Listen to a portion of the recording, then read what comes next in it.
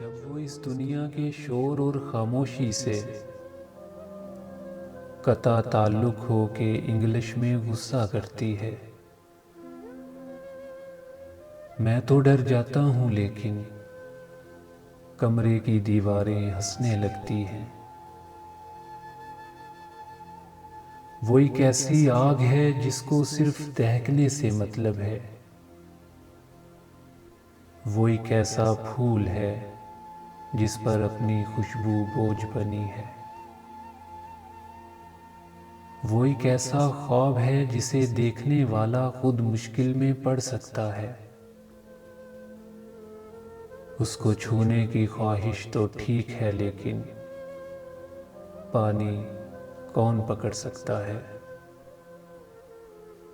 وہ رنگوں سے واقف ہے، بلکہ ہر ایک رنگ کے شجرے تک سے واقف ہے۔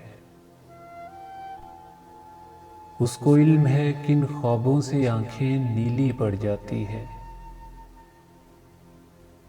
ہم نے جن کو نفرت سے منسوب کیا، وہ ان پیلے پھولوں کی عزت کرتی ہے۔ کبھی کبھی وہ اپنے ہاتھ میں پینسل لے کر ایسی سطریں کھینچتی ہے، سب کچھ سیدھا ہو جاتا ہے۔ وہ چاہے تو ہر ایک چیز کو اس کے اصل میں لا سکتی ہے، صرف اسی کے ہاتھوں سے دنیا ترتیب میں آ سکتی ہے۔ ہر پتھر اس پاؤں سے ٹکرانے کی خواہش میں زندہ ہے، لیکن یہ تو اسی ادھورے پن کا جہاں ہے۔ ہر پنجرے میں ایسے قیدی کب ہوتے ہیں،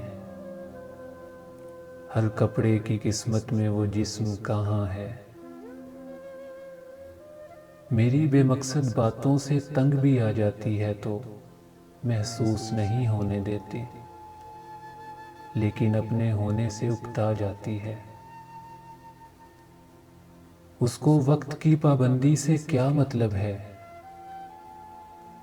وہ تو بند گھڑی بھی ہاتھ میں باندھ کے کالج آ جاتی ہے۔